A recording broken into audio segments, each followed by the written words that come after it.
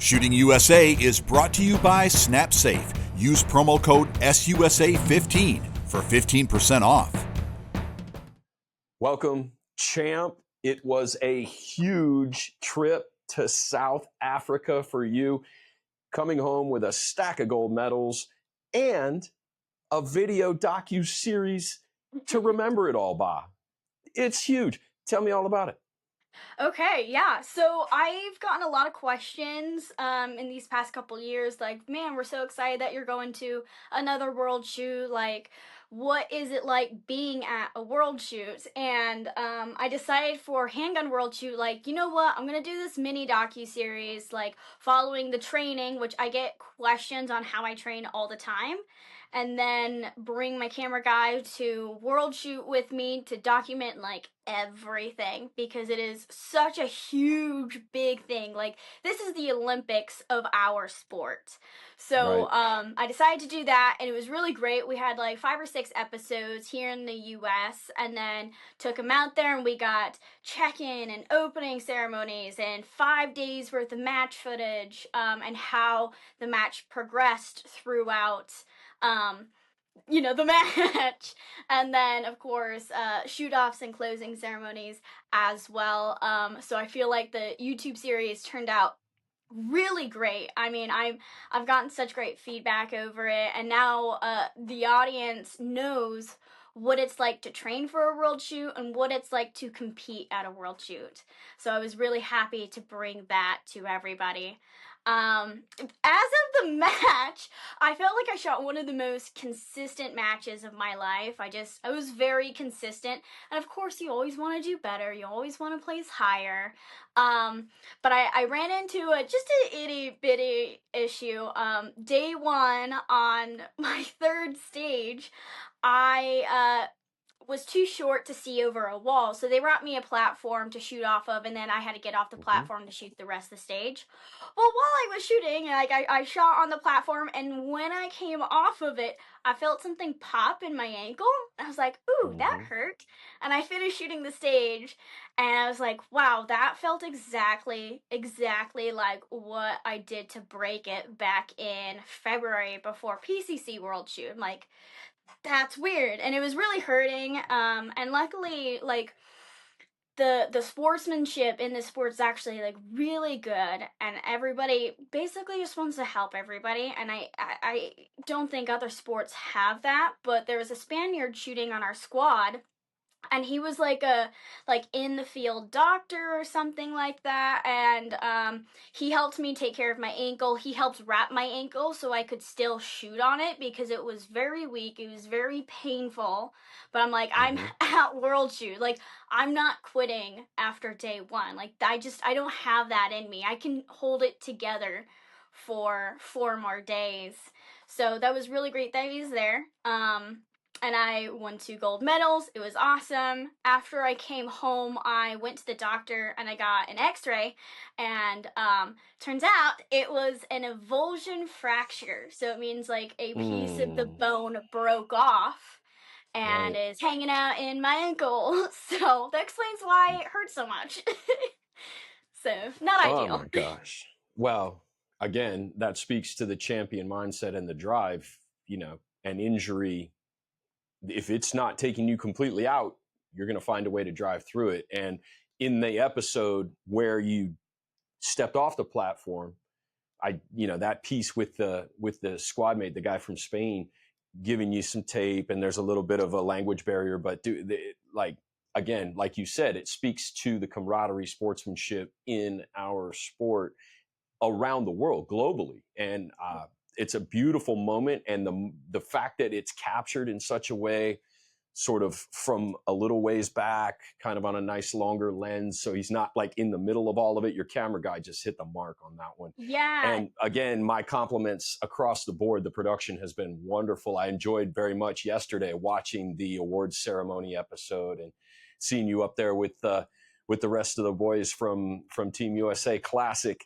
and your stack of gold, man. I mean, it's so cool. There was one thing though I want to ask you about in that particular episode. There was a comment from you in one of the interviews where you said, I wasn't sure if the rest of the team even wanted me here. Mhm. But you found out pretty quickly, hey man, you shoot on this level, you know, whether you're 5'0" or not. Tim Herron's 5'0". You shoot on the level. You guys shoot collectively as the 4 best classic shooters in the world. Forget about whether you're, you know, yeah. Mhm. I kind of wonder where that came from. I hope you can maybe kind of Yeah. unpack that a little bit. So, I mean, I don't know Jeremy or Jeff or Tim very well. I mean, I grew up watching them shoot and like, man, those are like the guys. Like when it comes to single stack, like they're shooting single stack every time. Like I want to be them. They're really cool and amazing shooters. And I don't know. I think it was just more like they watched me grow up and shoot and I watched them while I was growing up. So I didn't really feel like I was like on their level almost, whereas like we didn't know each other very well at all. Like we've seen each other at Right. matches, and so I kind of went into it like I don't know these people like and I've always like when I've competed on teams before, like I've known them. I've competed on women's teams and everything, and like I know these women. I grew up with them. I shot with them a lot, Right. and so going into this, like I've only shot with them all once, and that was at Factory Gun this year, and Sure. that was a brutal match, and Sure. it's not my best showing. But so yeah, going into that, I'm like I just wasn't really comfortable. I guess I felt like I was stepping beyond my reach into this role, but man, I showed up and they were like really supportive, like really excited that I was there, and that wasn't really the impression I got when I shot with them at Factory Gun, where it was just like, okay, just another teammate. Whereas I Mm-hmm. got there and they're like, yeah, we're excited that you're here. And then when the ankle happened, they were really, really helpful and concerned. I'm like, don't worry about me. Like, worry about your shooting. Like, I'm going to be fine. I'm going to pull through. Like, I'm not going to stop competing. I'm not going to give up. Like, it's not only like my career on the line, but like the whole team gold medal is on the line. I'm not going to stop shooting the match for this. Right. So I feel much closer with them now, and I got to know them over World Shoot, and they're really cool guys. And I wish I would have Oh gotten yeah. to know them sooner, but you know, like schedules don't always line up, and they have families and jobs and everything. So Well, it's I think that came through in your piece, but I just wanted to reiterate, like you're not a weak link. You earned your spot on that team for a reason. You are 14th overall in classic, you know, far and away the high lady performance, which you carried away a gold, but you are a key player on Team USA in that gold medal team win. As you know, you've got the gold for it. So couldn't be more proud. And I know those guys are proud of you too. And way to represent, man. Just yeah. amazing, amazing work. Um, talk about getting there. Talk about the whole endeavor to go all the way to South Africa from Utah. And it's just got to be just overwhelming as far as that amount of traveling. Um, I mean, it wasn't too bad. The good thing is that I've shot other world shoots, not other handgun world shoots, but other world shoots. So I kind of knew what to expect with travel and accommodations as well as permits and everything. So I kind of like that didn't worry me too much. So like getting the Sure. permits done, that was a little bit of a headache because the South African police kept changing their mind on what they wanted and what you could bring in. So that was a little bit annoying. But so in St. George we're really close to Vegas. So I took my parents with me because they're big Right. supporters and this is something they've helped support me for the past 10 plus years to create. But we flew out of Vegas and then connected in Atlanta, and then went from Atlanta to Johannesburg. So it wasn't Mm, too bad. The flight was like 15 hours from Atlanta that's to a lot. Johannesburg. So it Whew. was really long. It's kind of brutal, especially, in coach because I'm too cheap to buy first class tickets. um All right. and Next then time. yeah, next time. And then we just stayed at an airport hotel when we landed because we landed in the evening, which is like the only flight going into Johannesburg from Atlanta is the evening flight that you land in. Sure. Um, And then I got security to take us to and from the airport because, like, Johannesburg, like that big city, is a little bit scary in my opinion.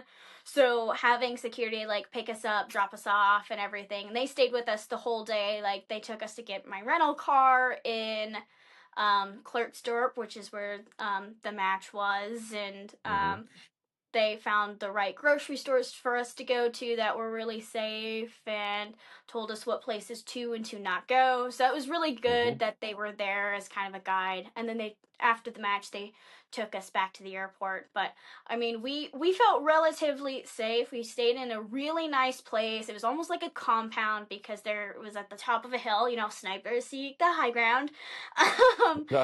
So we stayed at the top of the hill and everything was like gated and like super locked and the doors were like just thick and like wood, and it was really safe and everything. So like I mean, I drove and my dad rode shotgun and my mom was in the back seat, but driving on the wrong side of the road is really hard, by the Yeah, way. it's weird. Yeah, I If you've know. never That's done weird. it, oh my gosh, I almost Right. killed us like 2 or 3 times, but I didn't. So, but I mean, So it good. wasn't bad. Travel wasn't too bad. Leaving was the biggest issue because I don't think the airport was expecting so many people to leave at once. So there was like Right. 100. I mean, you have like 1,500 shooters in the match, but like they have to like recheck your guns in, not just at, you know, like the Delta check-in or whatever. Like you have to go through their gun check, airport Right. gun check, almost like their TSA, but they to double check that you're leaving with what you brought. But they weren't expecting all these people to leave the next day.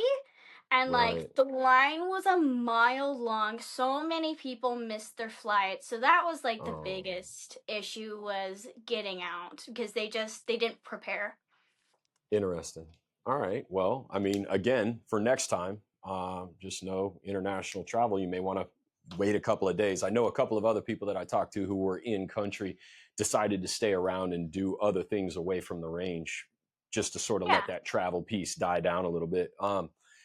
Exciting, man. I'm again, it's like it seems like every time we jump on one of these, I feel like your proud uncle going, "Yay, kid, good job." But it's not kid anymore. I mean, you are an adult, you are a world champion, you are well established. You and your sister both at this point have made overall world shoot teams, not just ladies teams, not just not no short change in your accomplishments on the ladies team in PCC, but in this case, dude, this is a defining moment in your career, and I couldn't be more proud of you. Thank Tell me you. what's next. We're looking forward in a couple of weeks to race gun out there in your Yes. backyard. Yes, Exciting. it is. Okay. Very exciting. They've already closed down the range, so I'll be training at the indoor range in town. And by training, I mean like standing and shooting because I'm not supposed to move right now. Okay. Yeah, so it's very exciting. I'm so glad you get to come back to Utah. It's been a long time since you've been back, and Yep. I see. I'll be shooting L10, so very Sweet. exciting.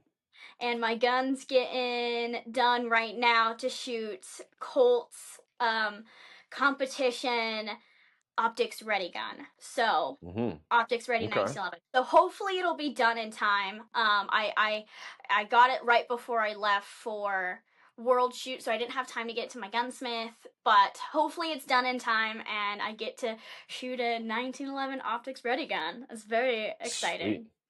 Fly the big blue. I love it. That's the whole point of this jam, man. It's so good.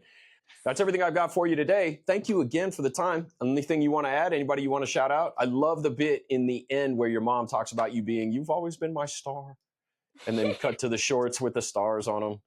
Your mom's so cute. It worked I out so know. good. My I'm mom's I'm such a so I'm sweetie. so excited by all of that. Like that is just really fun for me to watch that. Just because I Aw. can't be there, so I got to go there Right. with y'all. And Yeah, whoever I'm your so camera glad guy you is, he liked did the great. production. Yeah, Yeah, it's it's John excellent. Matthews from Evo Comedia. He did such an incredible job. Like I cannot. It turned out way better than I expected. I can't thank him enough. It was Yeah, he incredible. crushed There's it. no way I could have done that on my own. Wow, it's beautiful. Well done. Congratulations again.